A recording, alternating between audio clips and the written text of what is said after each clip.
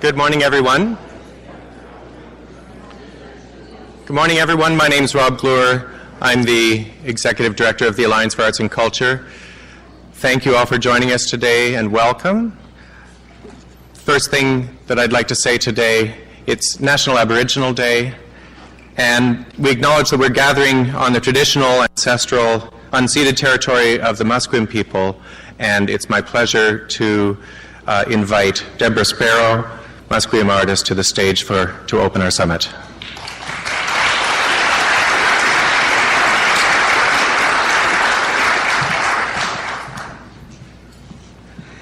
Thank you. Good morning, everybody. It's an honor and a pleasure to be here, to be called forward to giving a little bit of an address to the Art Summit, because as you heard, it is who I am. It's my passion. Today we call it art, but if we look back in time, really, in the creative process, it was a reflection of who you were in your community. So on behalf of my chief, we have a new elected chief this year, Chief Wayne Sparrow, who happens to have the last name as me because he is my brother, and I'm very proud of him. He follows in the footsteps of my father, who was a chief, my grandfather, who was, and I'm saying that only because through the electoral system they were and are chiefs. So I come from a long line of political people, but while they're busy doing the politics, I'm busy doing the creative part. But if you come to understand a time in your life where they're very similar, and that we're all a part of a larger picture and a story that's being told, and they may say it and stand in who they are politically, but we're the ones who carry it and reflect it through the work we do. No matter whether it's dance, whether it's painting, whether it's textiles, whatever your passion is, you are a reflection of your community and your history. And you know, it's been a real tough go for me a little bit in the beginning when I was becoming who I am, because I had to steep very deeply into the tradition of the people that lived in this land prior to contact in order to understand why they did what they did. And today we call it art, but we don't have a name in our language for art, because everything we did and everything we made was a usable item that reflected the importance of who we were. And so when the silence came and we were silenced in residential school and not allowed to do what we did, and we went a little underground, it was a real challenge for some of us to bring back what it was that was sleeping. And so since we've been doing that, I thought the best thing to do for me as someone who is creative was to ensure that I understood what that was. And in order to do that, I admired the artists around the world. I watched, I read about them, I learned about them, and it was a learning process. So today, as I entered this city and I looked at all the buildings that have taken place, of the trees and the beautiful surroundings, I thought, what kind of history do we have in Vancouver? Who are we in Vancouver? And I'm saying that as a part of a city that I am half Scottish Norwegian. And so my mother's mother came across the water at 2, and she was an amazing seamstress, and her history went back in time as weavers as well. So there's one thing that connects us in what we do, and sometimes it's creative. And so as I was learning about the tradition, I realized that as I moved forward and understood it to the place that I wanted to, I could step a little bit into contemporary now. And I can balance what I know to be tradition with what I know to be contemporary. And as I looked at the city, I thought, maybe the Vancouver city is so contemporary that they need to take a few steps back and go the opposite direction and start looking at how can we in this city not only build a building but make it beautiful and not just glass. How can we as artists step forward and help the city and say, we want to work with you to make something beautiful and creative from where we come from, or establish who we are through that. And it's a big job and a big task, but you know, I've come to know that in my own work that I do, that's something that I've always thought about, was that I'm not going to stop doing what I do until I've blanketed the whole city. So as a textile weaver and someone who makes traditional blankets, but contemporary pieces as well, that you might see at CBC building if you drop by, but it's inside, and you might see at the museum, but it's inside, we need to come outside, and we need to put some beautiful characteristics around the city that are not only Musqueam reflection, but if we look at design, especially in textiles, we're going to notice something that belongs to us, whether we come from Scotland, Norway, England, Japan. And you know, maybe it sounds romantic, and maybe it is, but we're the ones. We're the ones that carry that beauty that's going to be our saving grace in history when all things are going wrong and we feel like there's nothing. That's where we search into the creative process that we call art today, and we bring that forward so people who are having a stressed life in the city can look at it and feel like maybe they're just a little part of it, and then the stress can dissipate. At least that's how I look at it. So I'd like to leave you this morning again with the welcome here to the traditional land and throughout the city. And as we celebrate Aboriginal Day, what are we really celebrating? And who is? And on Sunday is Greek Day, and a few weeks ago was Italian Day on Commercial Drive. So we're a big city of multicultural, and we embrace that. But really and honestly, how much do we embrace Aboriginal Day on a daily basis? So it's something that I'd like to leave with you as I leave, and then think also about a statement that was made yesterday, that it's a year of reconciliation, and we have lots to reconcile. So maybe it's the artists who are going to help bring that to a better understanding, because we do tell the history. So with that, I'd like to say to all of you, as you work through your next few days, that you are inspired and connected, and that your summit will accomplish at least a little of what you want to do. And I would hope to maybe meet you or see you throughout the city in the next years to come. And I think we have a lot of work to do, and I wish you all the best on behalf of my people, but mostly on behalf of my ancestors, the ones who are not here, the ones that we forget about, the ones who laid in the grave across from Sanok, across from right by the airport last year. So on behalf of all of us here in Musqueam, we wish you the best. Haichka Siyam. Haichka. Thank you.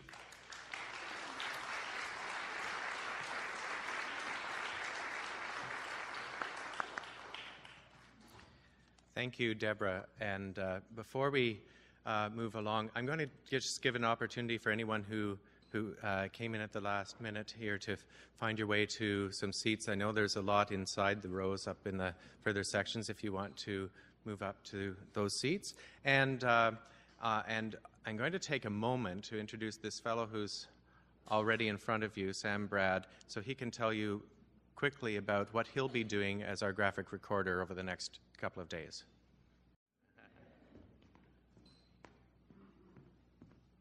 Good morning, everyone. My name is Sam, and I'm a graphic recorder, which means that I'm going to be drawing what people are saying and listening to today so you can see the big picture. If you have any questions, please approach me. Thanks.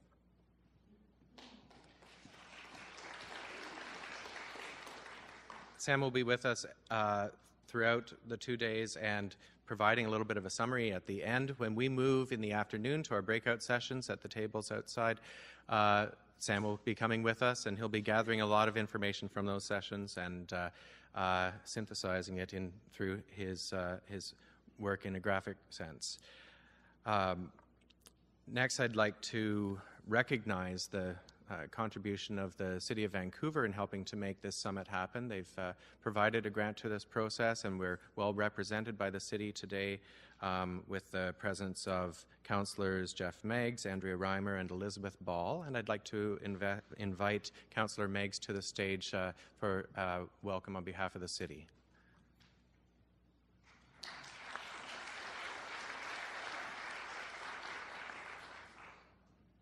Well, thank you very much, Rob, and it is a pleasure to be here. And I was going to ask for a show of hands, but if Andrea and Elizabeth are there, they're also here with me, both very committed to the arts, and my colleague Councillor Heather Deal was invited to Russia to help design a park near Red Square, so who wouldn't go to Moscow for that? So she sends her regards, as does Mayor Robertson. I'm very pleased to be here today. I don't think it's a partisan remark to note that among the many things that did not happen on May 14th is that it was not preceded by a good debate on the role of arts in our province and the strategy that's necessary to support the arts and to bring them forward as a priority, which it certainly needs to be. We think at the city that really there are two things necessary to support the arts. One is political will, and the other is money. And I think that Mayor Robertson's demonstrated lots of political will, and we're proud of what we've been able to achieve, not that we would claim that we're finished the work. I mean, there's been a series of changes to our bylaws to make performance space more available, to open up industrial space for creative uses. We've made city space directly available. We supported the art gallery, and there are more things to come. We'd recently, I think it was last week, had a very interesting Pachachka night where various experts proposed ways to do creative space making in the city of Vancouver. So we're trying to make sure that infrastructure is there in a very difficult context with very high land prices and that kind of thing. But along with it, of course, goes money, and although we make no apologies for the money we put in, we think we do pretty well as a city on a per capita basis. Clearly, there's constant pressure on the arts community from a financial perspective, and so the kind of discussion you're going to have over the next 2 days is very, very important to provide a supportive environment so that the City of Vancouver, which is committed right across the board, right across party lines and everything else, do everything it can for the arts, is able to do that in a supportive context provincially, because you can only get so far ahead of the rest of the crowd. And we try to do the best we can, but we think it would be great if others, both at senior levels of government and other municipalities, had the same kind of focus and commitment. We think it would make a big difference. So best wishes for a very successful 2 days. Congratulations on organizing the event, and I look forward to hearing a lot of the opinions and discussion that go on over the next number of hours.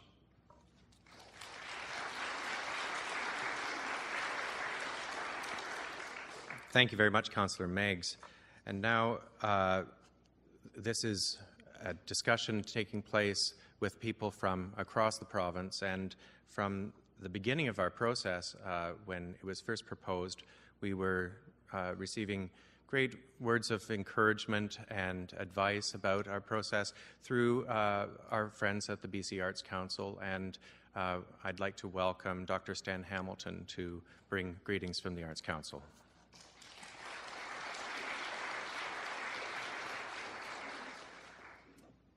Thank you very kindly. Well, ladies and gentlemen, thank you very kindly for the invitation to be here.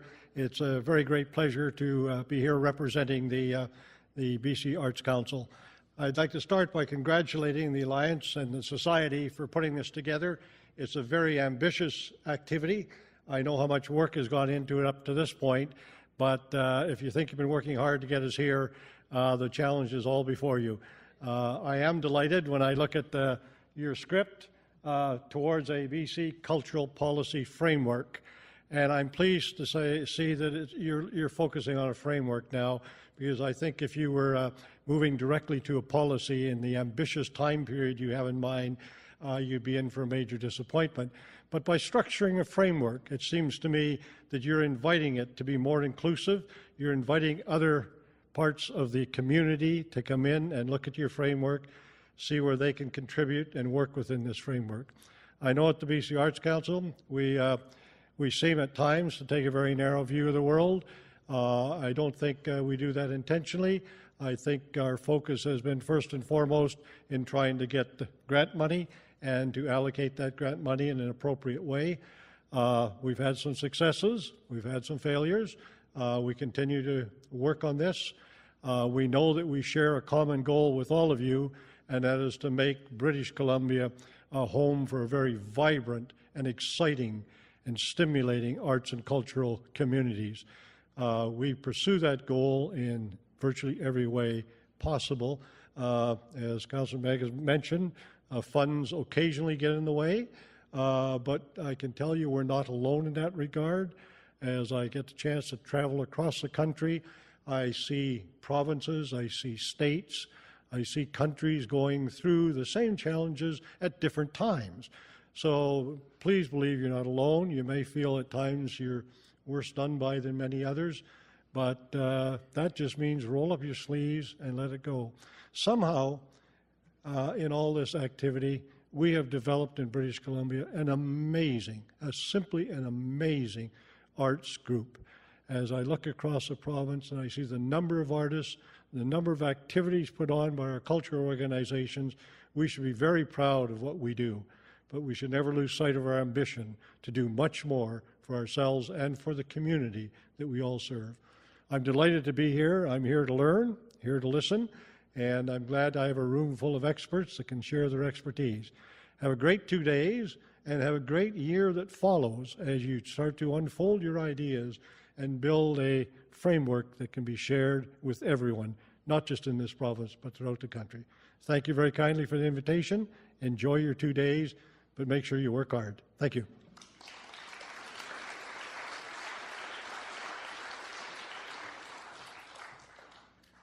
Thank you, Stan. And now it's my great honor to introduce our honorary chair of the Arts Summit, Nene Baird.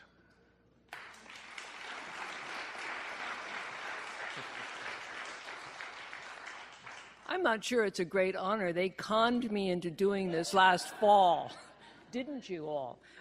It's a pleasure for me to be here today as you take up this challenge of working toward a cultural framework for British Columbia. I know personally from experience how rewarding that journey can be. I won't ask how many people in this room were at Arts Access because that betrays that we're all 100 years old. But when the Alliance for Arts and Culture asked me to do this back in the fall, I knew I was going to be privileged to be at the beginning of your journey with you. 40 years ago this October, the arts community came together with a single provincial goal: to persuade the provincial government to do the right thing by the arts by creating an arts funding body and a provincial cultural bureaucracy. Arts Access galvanized the arts community, which achieved what it had set out to do through hard work and determined advocacy. Now you know what's ahead of you. Over the years, the arts community never lost sight of one goal that eluded it in 1974, and that was an arm's-length Arts Council. It took more than 20 years, but eventually the government passed the BC Arts Council Act. So persistence does work. Provincial elections always bring new challenges and opportunities. Since 1967, when the first cultural grants were introduced, the arts and culture sector has been supported to a greater or lesser degree by every successive provincial government. Earlier this year, the provincial government made positive commitments. It announced additional funding for the Arts Council, the establishment of Creative BC, and capital funding for the new Emily Carr campus. In the minister's own words at the time, these announcements were, quote, celebrating our most abundant, precious natural resource, the wealth of imagination and creativity of our citizens, unquote. Today, as you begin the process of developing a cultural framework, you're not starting from scratch. You've got the BC Arts Council, you've got a ministry with goals that resonate, and I think you heard from Stan just now how committed they are in a very broad sense to encouraging the development of the arts throughout the province. Listen to just a few words from their strategic plan, quote, with a focus on culture as an economic and social catalyst, the ministry supports the creative and innovative capacity of BC communities. Ministry programs encourage artists, arts organizations, and the public to work together. In recent years, the broad arts and culture community has shown great resilience, and I won't go into what that meant. Individuals throughout BC have strongly communicated to politicians how important the arts are to their communities, and I believe the politicians have heard that message. So let's approach our work over the next 2 days and indeed over the next year with optimism and determination to open a dialogue with the new provincial government. Yes, there have been changes since May in personnel and ministries, but from my perspective, this gives us a new beginning. These changes are positive from my point of view. So let's build a provincial cultural framework with all the disparate elements of the arts and culture sector that they can rally around. Be realistic about your timelines and approach the journey with optimism, determination, and enlightened advocacy. Together, I believe we can make that difference. Thank you very much.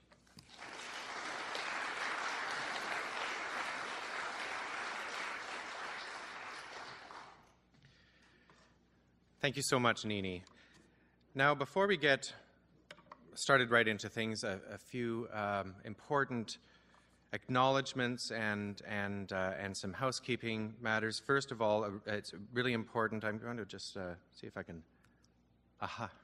to acknowledge our supporters of the Arts Summit, our hosts, the Roundhouse Community Arts and Recreation Centre and the Vancouver Board of Parks and Recreation, the City of Vancouver, Tickets Tonight, SFU Woodwards, and the 149 Arts Society, producers of Festival Launch, Nimbus Academy of Recording Arts, Dominion Blue Reprographics for the poster exhibition, TELUS for enabling us to web stream and record the weekend sessions. This is on live right now and accessible anywhere just by clicking through.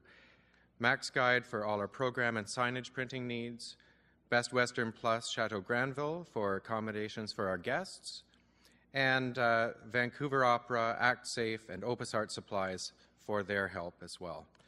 And now, on to setting the agenda.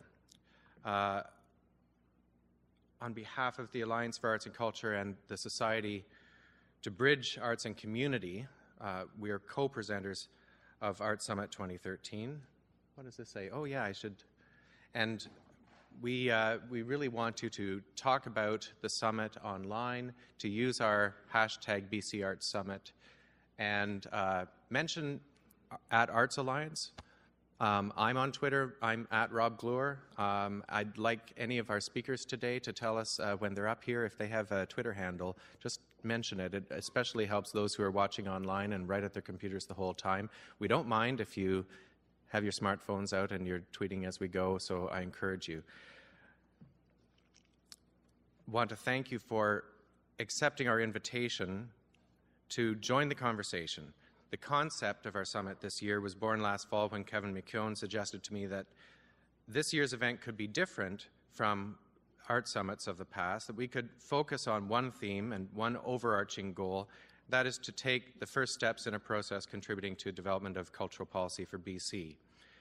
We started to share this idea with others and received a great deal of interest and support, especially from our colleagues around the table of the Arts Coalition BC, a network of provincial art service organizations who share our goal of clarifying and strengthening the relationship between the province and the community around culture. In the new year, we began to assemble people from this group and other thought leaders who were keen to contribute to the discussion.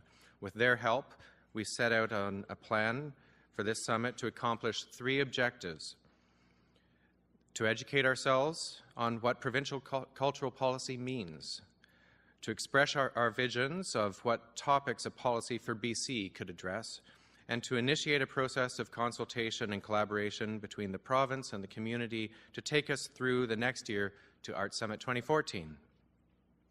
Early in our preparations, we had encouraging discussions with Gillian Wood of BC Arts Council, who was, of course, very interested in our plans and our process.